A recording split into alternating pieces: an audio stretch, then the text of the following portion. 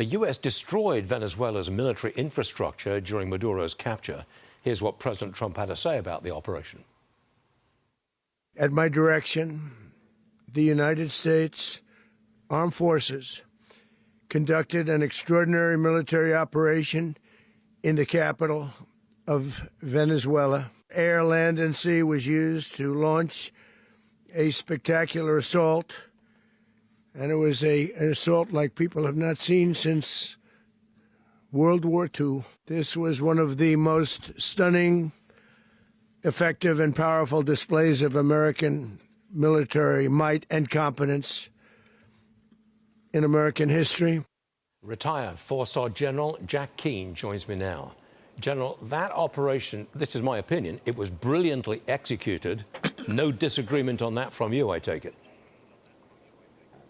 Oh, no, totally agree. A brilliant operation, absolutely flawless, to be frank, which is highly unusual. So much led into that, achieving those results. One, just the operational security of the mission itself, thousands involved in it, and of course, administration leaders and their staffs involved as well, and no leak.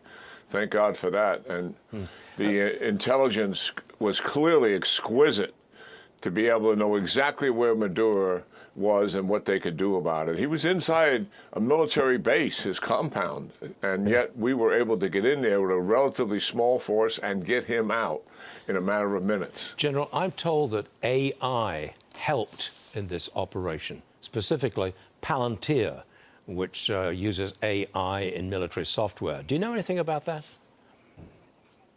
Well, we're using AI in just about everything that we're doing now. So it helps in our weapon systems and how we use them. It helps in gathering intelligence and how we use them, to be sure. All of our cyber operations have an element in it.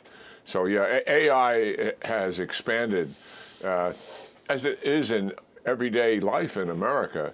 It's certainly expanded into our military planning and as well as our operations. Are we going to capture any more leaders in Venezuela if they don't do what we want them to do?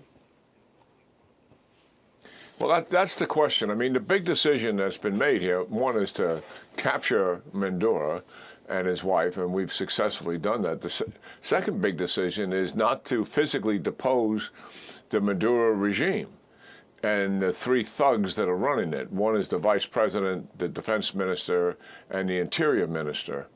And that decision is we don't want to bring troops in there and occupy the government. But we must have some indication that we can bend them to our will despite who they are. All three of them have been indicted by our federal government. They all have blood on their hands. And they're all bad, evil people, to be sure. But there must be some sense that in talking to the vice president, that she is willing to move towards accomplishing our political and security objectives.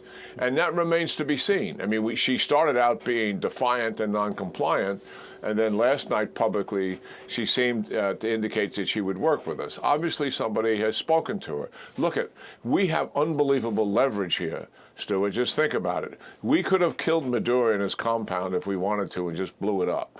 We did the much tougher thing and the much better thing to capture him and take him and have him stand trial. Yeah. These three leaders I'm talking about know full well that we can reach into their bedrooms, believe me, and do exactly what the Israelis did with the Iranian military leaders, and that is kill them in place.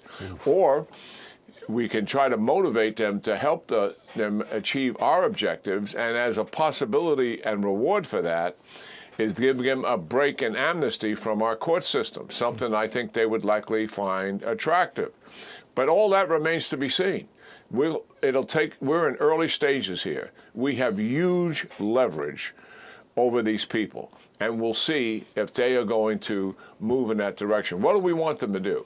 We want them to stop the narco trafficking. We want them to stop the paramilitary and goons that the Minister of Interior, Cabello, uses to repress the Venezuelan people.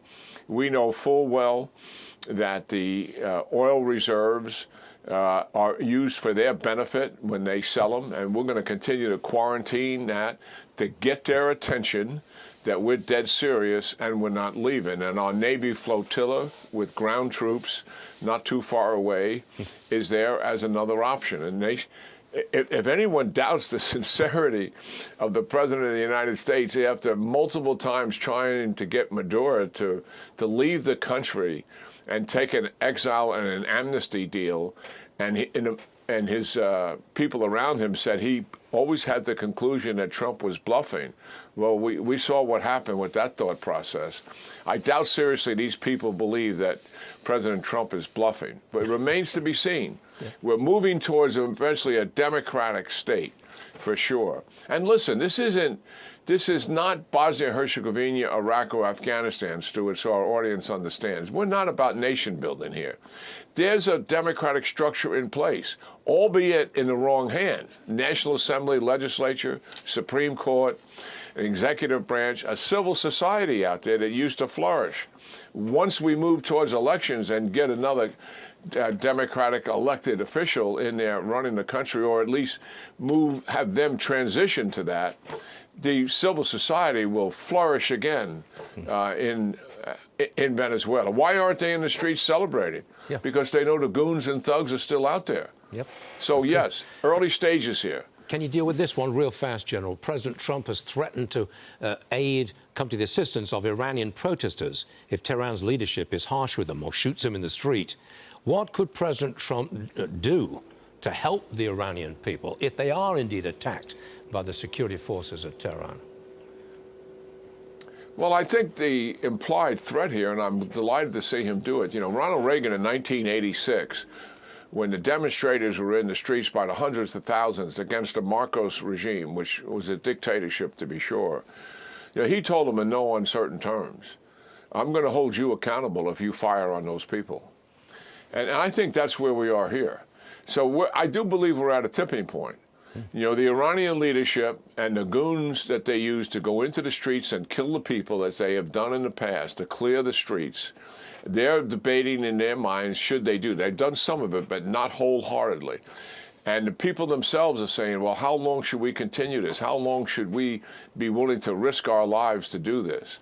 I think President Trump and his team are very capable of talking specifically to the leaders.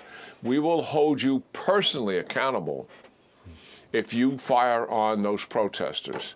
And do we have the capability to do that? You betcha. We absolutely have that capability. General, we seem to be at a turning point, and what a wonderful thing that is. General Jack Keane, thank you very much for joining us, sir. Always appreciate it. Yeah, wonderful, Stuart, and Happy New Year to you and the team. And to you too. Thanks, sir.